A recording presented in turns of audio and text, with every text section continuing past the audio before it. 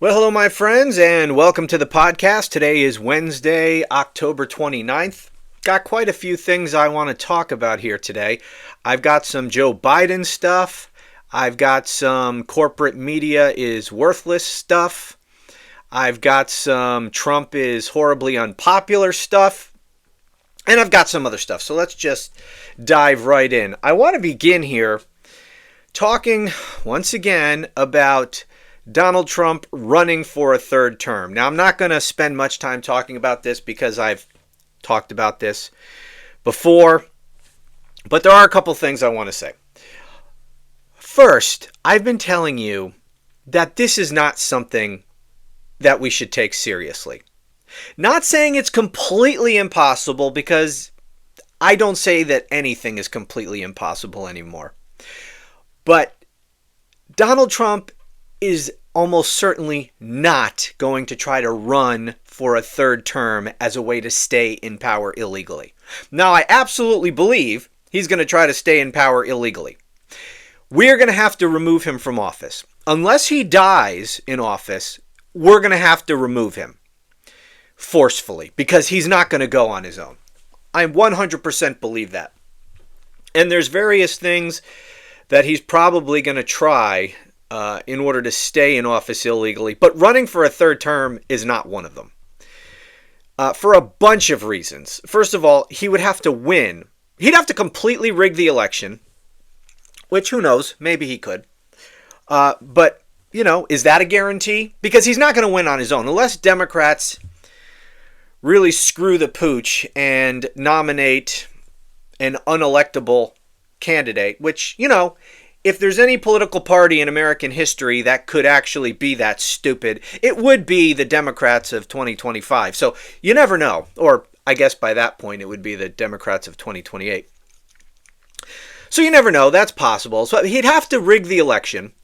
He would also have to then make sure that Republicans control Congress, because he's not going to repeal the 22nd Amendment. And so him running for a third term will be illegal and unconstitutional, even if he is somehow able to do it. And even if he is somehow able to win, his election would have been illegal and unconstitutional, because his candidacy would be illegal and unconstitutional. And so unless Republicans control Congress, they're not going to certify his win, because it's not a legal win. So the stars would have to all align perfectly for him to be able to pull this off. I just don't think it's very likely. On top of that, he'd have to, and this is really where it all falls down, he'd have to get himself on ballots. He can't just say, I'm running, and therefore I'm a candidate, and all the states have to put me on the ballot. Right? The states have to follow the law and the Constitution too. And Donald Trump just saying that he's a candidate, okay, fine. He's an ineligible candidate. And the states are required not to put ineligible candidates on the ballot. So how is he going to even get himself on the ballot? The federal government doesn't control elections. See, this is when I've told people that this is not what he's not going to run again for a third term. It's really not possible. They always say, there's always certain people who say, well, look at all the illegal things that he does do and he gets away with, and those are supposed to be impossible too. People fail to make the distinction between what is under Donald Trump's control and what is not. The things he is doing and getting away with, although they're illegal, many of them, they are within his power to do, right? So sending the military into these cities illegally, or kidnapping people without due process and deporting them to a third world prison camp. That's all illegal, right? But he has the power to do it. If people in the executive branch if he's going to give them orders, they work for him. Unless they're going to disobey his orders, which they should do because they're illegal. The fact is, he controls the federal government. And so he can order the federal, or at least the executive branch. He controls these executive branch agencies. And so if he gives them an order, they're going to do it. So it's within his control to do these things that aren't legal. But if he's going to try to run again, he has to get on a ballot. Well, the federal government, the executive branch, certainly does not control elections. The federal government, generally speaking, does not control elections. The federal government doesn't print ballots. So how is he going to physically get his fucking name onto a ballot? Right? Just saying he's running again isn't enough. All the states, each individual state, will have to violate the law and the Constitution and put his name on a ballot just because he says he wants them to. That's not going to fucking happen. Now, it might happen in some of these MAGA states. Some of them might go along with it, right? But if you look at just the MAGA states that might go along with that, that's not enough states to get you to 270 electoral votes. So even if some of those states go along with it, he cannot possibly be elected president because he won't be able to get his name on enough state ballots to get to 270 electoral votes. And then again, even if he was able to, and he wouldn't be able to, he's not going to get on the ballot in Pennsylvania or Michigan or Wisconsin or Arizona. And even though Georgia is controlled by Republicans, he's not going to get on there either. The governor and the Secretary of State have already stood up to him. He's not going to even get on there in Georgia. So he's not going to get on the ballot in the swing states he needs to get to 270 electoral votes. And even if he did, as I said, the only way this whole thing works is if Republicans can control Congress. Because if they don't, then it doesn't matter if he's on the ballot or not, and even if he wins or not, or rigs it or not, it doesn't matter. The Democrats, if they control Congress, will never certify Donald Trump for a third term. So it's just not going to happen. All right, I said I wasn't going to spend much time talking about it, and I've already spent more than I wanted to. Let me just get to a couple things here. Here is a video from yesterday of Grindr Mike Johnson talking about this idea of Donald Trump running for a third term. So let me play this for you, and there we go. But I think the president knows, and he and I have talked about the constrictions of the Constitution, as much as so many of the American people lament that. The Trump 2028 cap is one of the most popular that's ever been produced, and he has a good time with that, trolling the Democrats, whose hair is on fire about the very prospect. But I do believe that we've got 3 extraordinary years ahead of us, and the 2 years of the Trump administration are going to be an incredible thing. And I don't see a way to amend the Constitution because it takes about 10 years to do that, as you all know, to allow all the states to ratify what 2/3 of the House and 3/4 of the states would approve. Why is this thing popping up? Okay, let me just stop it there. Even Mike Johnson knows this is a joke. It's trolling the Democrats. It's getting attention. It's trying to prevent himself being seen as a lame duck. That's important. But it's not going to happen. Amend the Constitution. And he says, well, there's not time. It takes about 10 years to amend the Constitution. As if there were a chance. I don't care if it takes 3 months. There's not a snowball's chance in hell that this country would amend the Constitution to let Donald Trump run for a third term. What does it take to amend the Constitution? It takes a 2/3 majority in each House of Congress, and then 3/4 of the states to ratify. Okay, there's not a chance in hell. Or you could go through the states, through a convention of the states, where the states would put forth the amendment, because that's how first you have to offer the amendment, and that's, you can either go through Congress or through the states. If you go through Congress, both houses of Congress, 2/3 vote, have to vote to approve or to submit an amendment to the states, or you can go the convention of states route, where you get a convention of states and they offer up an amendment, but still that would have to go out to the states to be ratified. 3/4 of the states. For you MAGAs in the audience, that's 75%. Okay, percent means per 100. So 75 out of 100, I'm not explaining this to you idiot Trump supporters. It's not going to happen, even if it took 2 months. So it's just, for so many reasons, it's fucking absurd.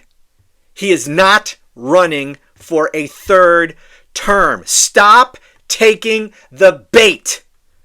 There's other things to worry about. And by the way, I am not worried about Trump staying in power illegally. at the end of his term. I'm just expecting it. And at this point, I think it has to happen. I don't want him to just come to the end of his term and then go play golf. Okay, we cannot let this fascist fucking dictator who is destroying this country just get to the end of his term and then go off into the sunset and play golf for the rest of his life. No fucking way. This shit needs to end badly for him. That's what needs to happen for the health of this republic going forward. This fascist piece of shit dictator cannot be allowed to get away with what he's done to this country. And so, honestly, I think our fate was sealed when he was reelected. He is either going to successfully destroy the country, and if he is able to get through the next 3 years and then just leave, he will have successfully destroyed the country.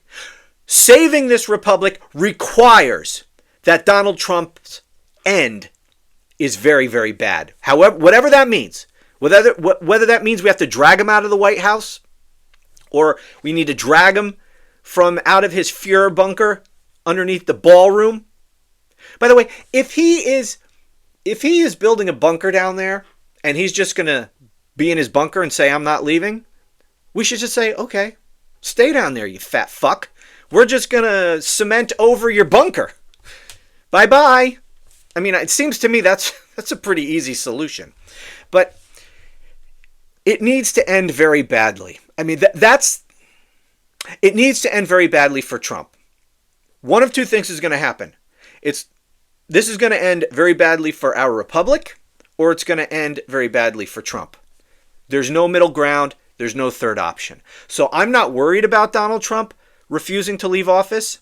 I'm expecting it, and honestly, I want it to happen. It needs to happen. It needs to end badly for him. Okay, so there you have Grinder Mike. And then Grinder Mike said that, and then within a few hours, we get audio from Trump where a reporter asks him about Grinder Mike's comments, and Trump responds to them. So listen to this. Okay, this doesn't... Oh, yeah, the mute button. I don't think he'd use... Hold on. Be patient with my dumb ass. Okay, here we go. Johnston says you're trolling when you talk about a third term. Are you trolling or are you serious? I don't think he said that. I don't think he'd use that term, but it's a very interesting thing. I have the best numbers for any president in many years, any president. And I would say that if you read it, it's pretty clear. I'm not allowed to run. It's too bad. I made it stupid. Okay, so there you have the orange buffoon himself admitting that he can't run, that the Constitution does not allow him to run. Now, that being said, just because he says it doesn't mean he won't change his mind, or maybe he's just saying this. Maybe they've decided, oh, you know what, we need to recalibrate our strategy here. Let's not openly talk about running for a third term, and then, we'll spring it on them, in 2028. That could be. But again, for all of the reasons I have said, he is not going to run for a third term.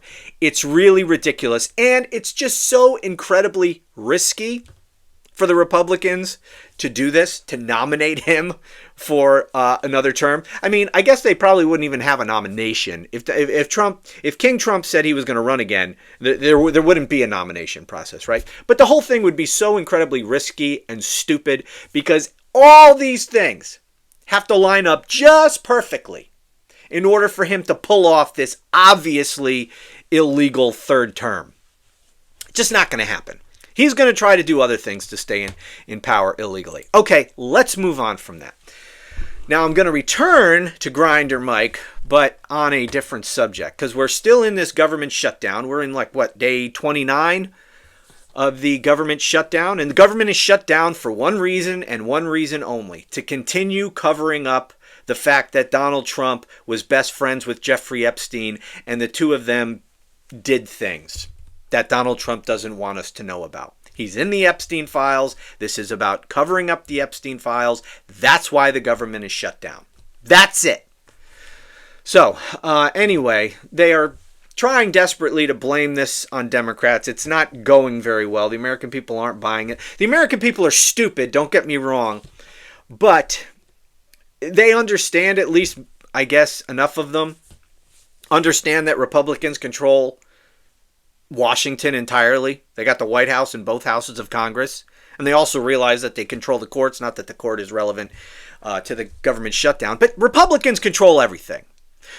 So the only thing that these MAGAs can argue to try to blame Democrats is to say, oh, we don't control enough. We need to have 60 votes in the Senate. So therefore it's Democrats' fault. That's the only argument they can make. So I want to deal with that. Let me play Grinder Mike here real quick. The Democrats are required to open the government. They keep saying Republicans are in charge of government. We aren't. Not in the Senate. 60 votes control the Senate. 60 votes control the Senate, he said. Now here's John Thune. He is the Republican majority leader in the Senate. I am not going to play this clip. I'll just read his tweet here.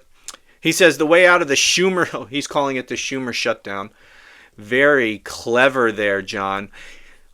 The way out of the Schumer shutdown is the same as it's ever been. We need 5 more Senate Democrats to vote to open the government, or they can force families to go without food, the travel situation to get much worse, and millions of Americans to suffer the consequences. Okay, so Grinder Mike and Cucky Thune there, they're both on the same page. By the way, look at this guy. Every time, I'm sorry, I got to point this out. Every time I see this fucking guy, it looks like his head gets, he looks like an ape is, has gotten like a watermelon or a pumpkin or something and just kind of like squished it. This is a very strangely shaped head, and it's becoming more elongated. You know what I mean? You know, some people believe that aliens walk among us. I don't know if that's true. But if it is, I'm going to say that this motherfucker is an alien. Look at that fucking head. That does not look like a human head to me. Okay, anyway, not the point. Where was I? Oh, yeah. So, the two of these douchebags are arguing that they can't reopen the government, that they need Democrats to vote with them. Well, that's complete and utter horseshit. This 60 vote requirement in the Senate, that's the filibuster rule. Now, when we talk about the filibuster, it's not the filibuster of old, where people stand up and talk for hour upon hour upon hour. They're too lazy to do that. So they've made it even easier to have a filibuster. Now we just refer to a filibuster as any time there's not enough votes for cloture. So these are just stupid rules of the Senate. So in order to get a final vote on a bill that has been submitted in the Senate, you have to first cut off debate, okay? Because they introduce this bill, and then there's a period of debate. And people can debate it, and blah, blah, blah. It's under consideration. It's under debate. That bill cannot proceed to a final vote in the Senate, where all it would need is, a simple majority to pass the bill out of the Senate. It cannot proceed to that vote unless they vote to cut off debate or cloture. And for that, they said, well, the rule for that is you need 60 votes to cut off debate. You need 60 votes for cloture. And so that's what Democrats say here, or Republicans are saying here. You need 60 votes for cloture, and because we don't have 60 votes, there's not 60 Republicans, we can't cut off debate and proceed to a final vote. That's bullshit. The filibuster is just a made-up rule of the Senate. It's not in the Constitution. You will not see the word filibuster anywhere in the Constitution. You will not see reference in the Constitution to any kind of rule requiring 60 votes to cut off debate in the Senate. It's just a rule of the Senate, completely made up. And because it's just a rule of the Senate, that is not a constitutional requirement in any way, nor is it a legal requirement. It's just a rule of the Senate. They can change it any damn time they want to. They can change it right now. They could say, you know what? We're going to get rid of the filibuster completely. Or we're going to we're going to set aside the filibuster for this one particular vote. They have done it many, many times before. That's how they've rammed through Supreme Court justices. Right? That's how they got Amy Coney Barrett. I think that's how they got Kavanaugh and Gorsuch on the bench. If you're going to set aside that Senate rule in order to confirm a Supreme Court justice, then you can certainly do it to reopen the government. So it's complete and total bullshit. And of course, our media doesn't really explain it. Not that it much matters. The American people don't pay attention to this kind of crap. So it doesn't really matter. They think they're making a winning point here. You know, this we need 60. No, it's not going to work. The American people don't pay enough attention for an argument about fucking cloture to work. It's just not going to work. All that matters is Donald Trump is president. Okay, that's the most important fact for Americans. They blame everything on the president. Anything good, they give him the credit. Anything bad, they blame the president. Except his cult, obviously, not his cult. But generally speaking, they blame the president and the president's party. And especially in this situation where Republicans control Washington completely. This argument is just not going to work. Okay, moving on from the Epstein shutdown. Got an article here. This is from the Daily Beast. CNN boss ordered teardown censorship after West Wing visit. Now, what this article is about is, you know, the American people are overwhelmingly opposed to Donald Trump destroying the East Wing of the White House. And so, of course, Donald Trump doesn't want the media talking about it. So he summoned the head of CNN to the White House, and after that meeting, the head of CNN, what's the guy's name? Mark Thompson. He goes back to CNN and orders them all to stop fucking talking about the East Wing. Just cool it. We're not talking about that. Or, you know, we're not going to talk about it nearly as much. So that's how censorship works in the Trump era. He just calls these people in and tells them what to do when they do it. Freedom of the press, right? I'm sure Mark Thompson has gone to many college campuses, given many keynote addresses, talking about the importance of the First Amendment and freedom of the press.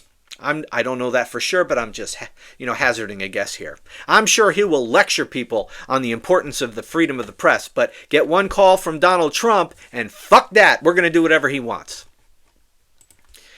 Okay, now I have a little bit of Trump is less popular than the bubonic plague news here. This is about Canada. I got a clip here from, looks like CNN. Another CNN. Let me play this. Here is Harry Enton. Go. So, picking a fight with China is one thing. Picking a fight with Canada is just something totally different here. So what are you talking about? Net popularity in the United States. Well, Canada is far more popular than Donald Trump is here in the United States. Look at this. The net popularity rating of Canada is plus 49 percentage points. Look at the net popularity rating of Donald Trump here in the United States. It's minus 10. We're talking about Canada coming out nearly 60 points ahead on the net popularity rating versus Donald Trump here in the United States. When you pick on Canada as a United States president, you are picking on a country that the American people adore. Okay, so there you have it. This is a horribly unpopular president. He's got a negative 10 popularity rating. He's underwater 10 points on his, net favorables in the United States. That's awful. He's horribly unpopular. And yet he beats up on Canada, which is many, many more times popular than Donald Trump. So this is probably a good indication right here. Those numbers are probably a good indication that we will soon be bombing Canada. And finally, I have an article here that I came across about some recent comments from Joe Biden. Can you see? Let me see if I can... Almost. Let me shrink it down a little more. There we go.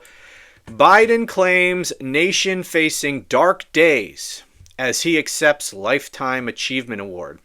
He goes on in this article to say, to warn about, friends, I can't sugarcoat any of this. These are dark days, Biden said.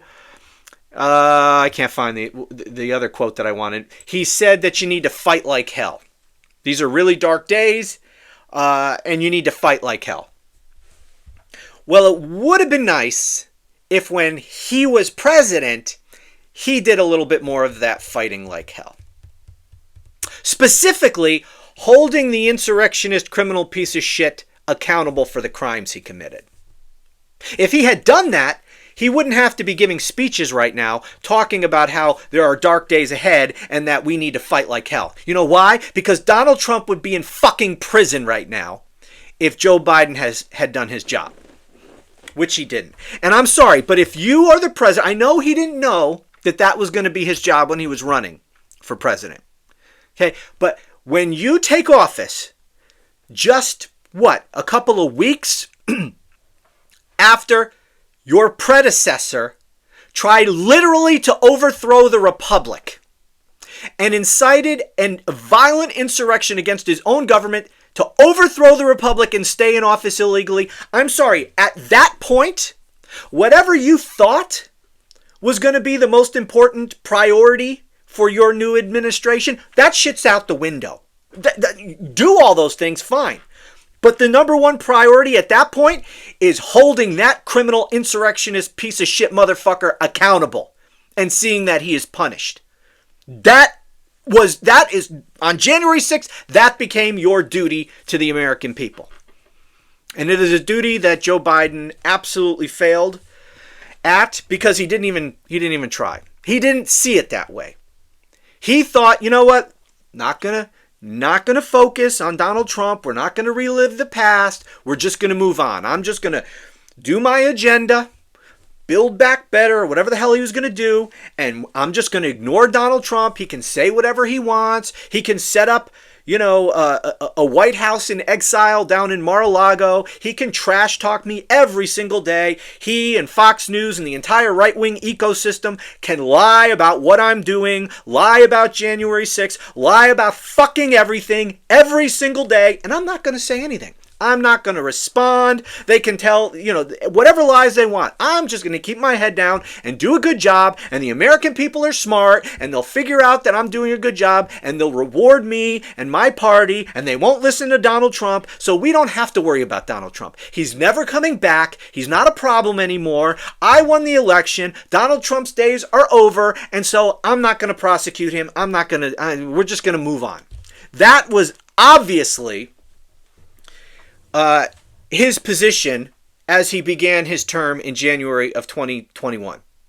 And he picked Merrick Garland, and the two of them were clearly on the same page. They'll go after the low-level insurrectionists, the people who stormed the Capitol, the people who shit in the hallways, the people who beat the police officers with Trump flags. They'll go after those people, but we're not going to go after Donald Trump or any of his top people inside the White House or inside Congress who were co-conspirators with Donald Trump. We're just going to give all of them a pass. We're not going to go against the people who planned this insurrection specifically to overthrow the republic and keep me from taking office. We're not going to go against any of the people most responsible. We're going to go against the people who shit in the hallway. That's who we're going to hold responsible. And so me and Merrick Garland, we're just going to let all of that go. And it was only after the January 6th committee had their public hearings and released all their information, which clearly showed Donald Trump's detailed criminal conspiracy, a plan to incite that insurrection to overthrow the republic. It was only then, when we learned that information, that Biden and Merrick Garland had their hand forced and they felt politically that they had to appoint a special prosecutor. And so they did. 2 fucking years into Biden's term, when it was really too late to hold Trump accountable, as we now see. That wasn't enough time. Not with all the legal challenges and the constitutional arguments and the immunity and all of that shit. It just wasn't enough time to go through all of that. You need to appoint a special counsel on day one. Biden said, no, we're going to turn the page. If he had done that on day one, we would not be going through this as a country right now. Donald Trump would be in prison, almost certainly, and Joe Biden wouldn't have to be giving speeches warning about there's dark days ahead and we got to fight like hell.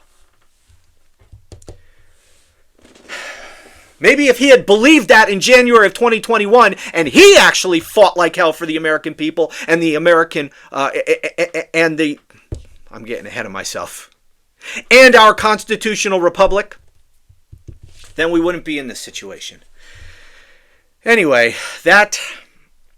there's really no topic that pisses me off more than the fact that that criminal piece of shit insurrectionist traitor was allowed to get away with his crimes. There is nothing that makes my blood boil more than that. And I'm sorry, I don't give a fuck what good you think Joe Biden did during his presidency. None of it matters. The only thing that matters for history is the fact that he did not hold Donald Trump accountable.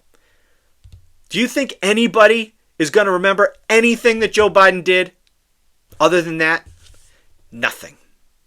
Absolutely fucking nothing. And you have his former press secretary, whatever her name is, I don't remember. She got a book out. She's out there talking about his legacy. This is his legacy. You see what's going on all around us right now? Donald Trump destroying the country. The fact that the East Wing of the White House was literally demolished, that is Joe Biden's fucking legacy.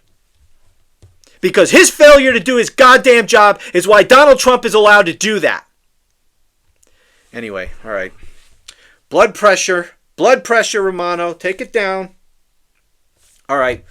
That's it for now. Thanks for watching. Talk to you again soon.